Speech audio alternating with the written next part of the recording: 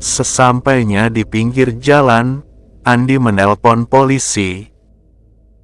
Dan Andi pun dimintai keterangan oleh Pak Polisi. Dan Andi menyampaikan kronologi kejadian yang dialami tersebut kepada Pak Polisi. Andi berkata kepada Pak Polisinya, "Percaya gak percaya memang itu kejadiannya?" ungkap Andi ke Pak Polisi. Setelah mobil ambulan membawa gadis itu ke rumah sakit untuk divisum, Andi pun disuruh Pak Polisi pulang.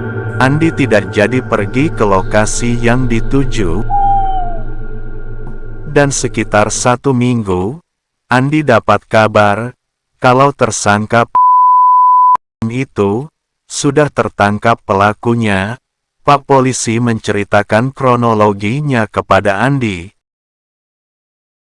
Kalau sebelum kejadian itu, sudah ada laporan anak hilang.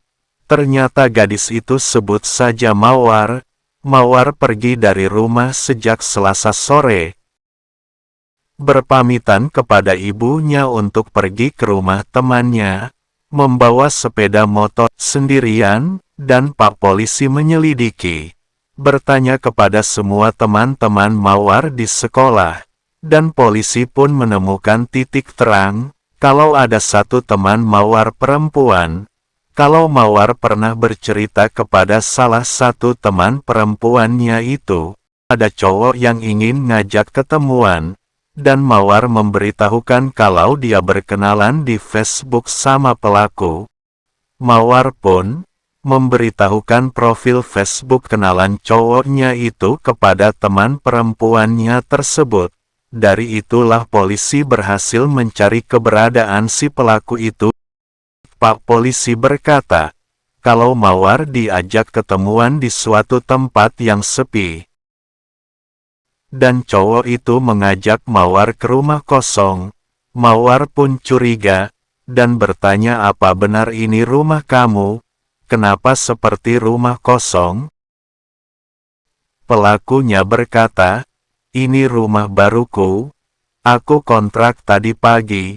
Belum sempat aku bersihkan, karena takut Mawar berpamitan pulang.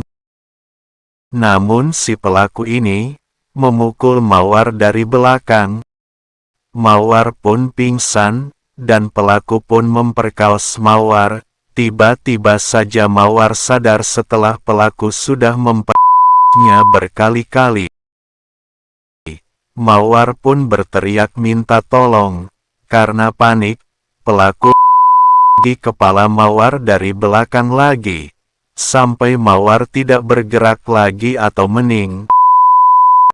Sekitar pukul 12 malam di hari Kamis, bertepatan dengan Andi yang mau hendak pergi ke pemandian, pelaku membuang Mawar dengan membungkus Mawar dengan karung. Dirasa suasana sepi. Disitulah Mawar dibuang di jurang tersebut. Setelah kasusnya sudah terungkap, sudah tidak ada lagi orang yang bertanya sama Andi tentang kejadian waktu itu. Tetapi tepat di hari 40-nya Mawar, sekitar pukul 2 dini hari, rumah Andi ada yang mengetuk pintu. Andi terbangun dan berjalan membuka pintu rumahnya. Namun tidak ada orang sama sekali. Andi pun kembali ke tempat tidurnya, dan begitu kagetnya Andi, ada setangkai bunga Mawar yang masih segar di atas tempat tidurnya Andi. Sambil memegang bunga itu Andi berkata, "Hai Mawar, aku tahu itu pasti kamu yang menaruh bunga ini di tempat tidurku sebagai ucapan terima kasihmu. Aku yakin ini pasti kamu. Pergilah ke surga dengan tenang.